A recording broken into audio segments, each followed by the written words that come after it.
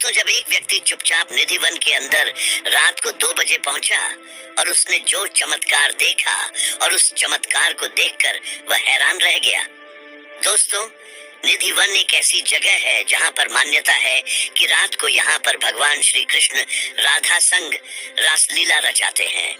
निधिवन के मंदिर में शयन आरती करने के बाद सभी श्रद्धालुओं को बाहर निकालकर मंदिर और निधिवन क्षेत्र को करीब 60 तालों से बंद कर दिया जाता है। कहा जाता है कि मंदिर को बंद करने से पहले गर्भगृह में भगवान के लिए नीम की दातुन, लड्डू और श्रृंगार का सामान सब रख दिया जाता है। मगर हैरानी की बात यह है कि रात में वहां पर कोई नहीं जाता है, मगर फिर भी सुबह 7 तालों से बंद मंदिर को जब खोला जाता है तो पान चबाया हुआ, दातुन की हुई, लड्डू खाया हुआ और श्रृंगार का सामान बिखरा हुआ मिलता है। आज के इस वीडियो में आपको उस व्यक्ति की कहानी बताएंगे। इसके बारे में कहा जाता है कि वह अचानक रात को निधिवन में पहुंच गया था। आखिर उसके साथ क्या हुआ था और आखिर क्यों रात को वहां पर जाना मना किया हुआ है। वीडियो शुरू करें उससे पहले कमेंट में जय श्री कृष्ण जरूर लिख दे। दोस्तों, निधिवन भगवान श्री कृष्ण से जुड़ी हुई एक ऐसी जगह है जहां पर भगवान श्री कृष्ण रोज आते हैं। कहा जाता है कि रात को यहाँ पर कोई नहीं जा सकता है। जिसने भी रात को यहाँ पर रुककर इस रहस्य को जानने का प्रयास किया है वह सुबह बेसुध और आनंदित सा मिलता है। कुछ लोग तो ये भी बताते हैं कि जिसने भी रात को यहाँ पर देख लिया उसकी कुछ दिन बाद मौत हो जाती है या फिर वह पागल हो जाता है। इसलिए शाम के वक्त इस मंदिर को पुजारी द्वारा बंद कर दिया जाता है। रात में यहाँ कोई भी नहीं रुकता है। स्थानीय लोगों के अनुसार ऐसा बरसों से होता आ रहा है। कुछ लोग इसे अंधविश्वास मानते हैं और कुछ लोग इसे श्री कृष्ण का चमत्कार। हालांकि सच क्या है ये तो शोध का विषय ही है। कुछ लोग बताते हैं कि साल 2005 की बात है। अब इस बात में कितनी सच्चाई है ये तो हम नहीं जानते हैं। हालांकि ये लोगों की बताई हुई कहानी है। राकेश नाम का एक चोर मथुरा के अंदर बांके बिहारी का दर्शन करने आया था। वह चोरी करने का काम करता था, लेकिन वह भगवान श्री कृष्ण को बहुत मानता था। मगर जब वह वृंदावन दर्शन करने आया तो लोग कहते हैं ना कि जैसा आप कर्म करोगे वैसा ही आपके साथ होगा। राकेश के साथ भी कुछ ऐसा ही हुआ। उसका पर्स भी किसी ने चुरा लिया जिसके अंदर उसके कागज और काफी सारे इम्पोर्टेंट चीज थी। पर्स चोरी होने की वजह से उसके पास अब एक भी रुपया नहीं बचा था। उसे वापस घर पर भी जाना था। उसने आसपास के लोगों से मदद भी मांगी लेकिन किसी ने पैसा नहीं दिया।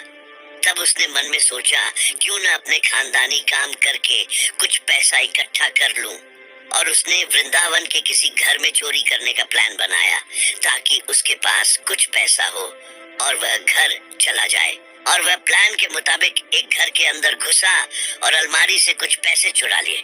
रात का समय था जब वह चोरी कर रहा था तो घर वाले लोगों को पता चल जाता है।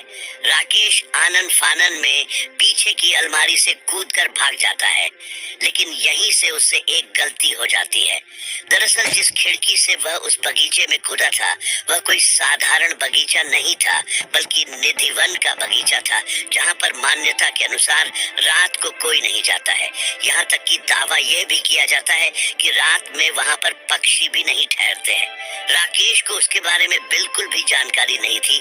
जब उसे घर के मालिक ने देखा कि पीछे की खिड़की खुली है और चोर यहाँ से भागकर निधिवन के अंदर चला गया है, और वहाँ लोगों में ऐसी मान्यता है कि जो भी रात में वहाँ जाता है वह वापस लौटकर नहीं आता है।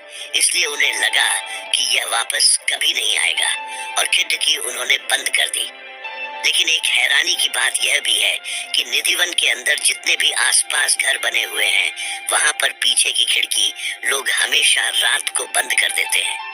ऐसी मान्यता है कि वहां पर कृष्ण भगवान रासलीला रचाते हैं।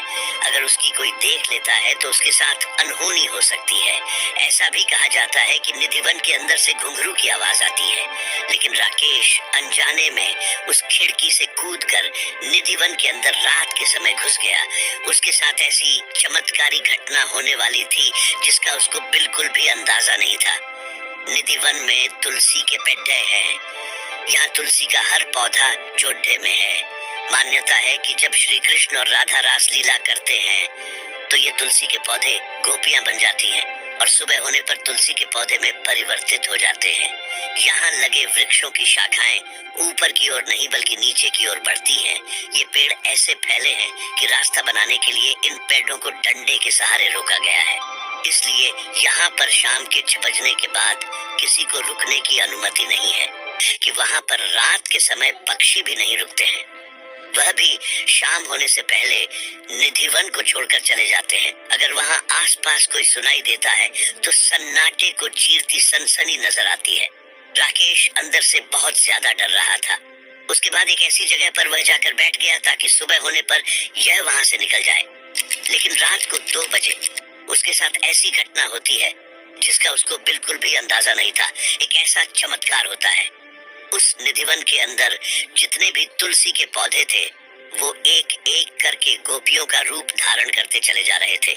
और तभी राकेश ने देखा कि साक्षात बांसुरी वाले प्रकट होते हैं और गोपियों के संग खेलते हैं।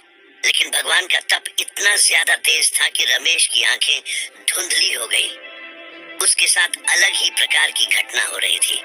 उसके बाद कहा जाता है कि वह बेहोश होकर उसी जगह पर गिर जाता है। उसके बाद क्या हुआ उसे कुछ याद नहीं था। उसी दिन उसने चोरी करना छोड़ दिया था। वह भगवान श्री कृष्ण के चमत्कार को अच्छी तरह जान चुका था। उसके बाद वह उस घर जाता है जहाँ पर उसने चोरी की थी और वहाँ जाकर उस घर के मालिक से माफी मांगता है और जो भी चुराया था उसने वापस उन्हें दे दिया। राकेश समझ चुका था कि भगवान श्री कृष्ण ने मुझे सुधरने का संकेत दिया है और मकान मालिक ने उसकी ईमानदारी देखकर उसे घर जाने का वापस किराया देकर भेज दिया। लेकिन राकेश उसी दिन भगवान कृष्ण का बहुत बड़ा भक्त बन गया था। उसने सारे बुरे काम छोड़ दिए थे और बांके बिहारी की भक्ति में लग गया था और उसी दिन राकेश बांके बिहारी का ही बनकर रह गया। कहा जाता है कि उसके बाद राकेश ने अपना सारा जीवन मथुरा और वृंदावन में ही बिताने का फैसला कर लिया और भगवान की भक्ति करने लगा। निधिवन के अंदर ही है रंग महल है जिसके बारे में मान्यता है कि रोज रात यहाँ पर राधा और कृष्ण रास रचाते हैं। रंग महल में राधा और श्री कृष्ण के लिए रखे गए चंदन की पलंग को शाम 7 बजे के पहले सजा दिया जाता है। पलंग के बगल में एक लो पानी, राधा जी के श्रृंगार का सामान और दातुन संग पान रख दिया जाता है। रंग महल के पट सुबह 5 बजे खुलते हैं। उस समय बिस्तर अस्त व्यस्त, लोटे का पानी खाली, दातुन कूची हुई और पान खाया हुआ मिलता है।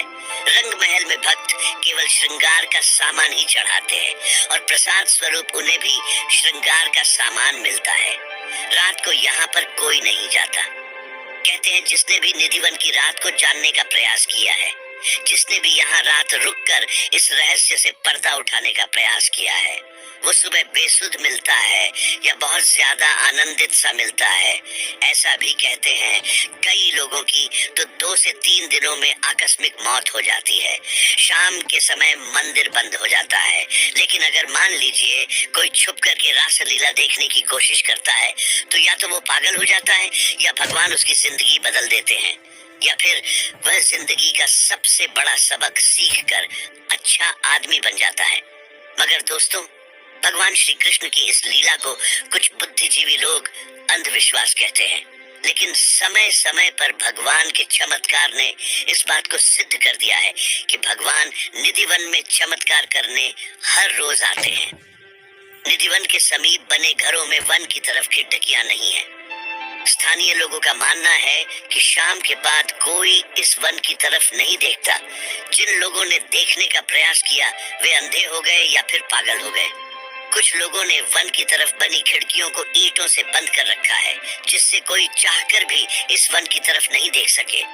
वृंदावन में ऐसे कई बुजुर्ग हैं जो इस वन से जुड़ी कई रहस्यमय कहानियां बताते हैं। इस वन की एक और दिलचस्प बात यह है कि जहाँ पेड्यच की शाखाएं ऊपर की ओर बढ़ती हैं, वही यहाँ वे नीचे की ओर बढ़ती हैं।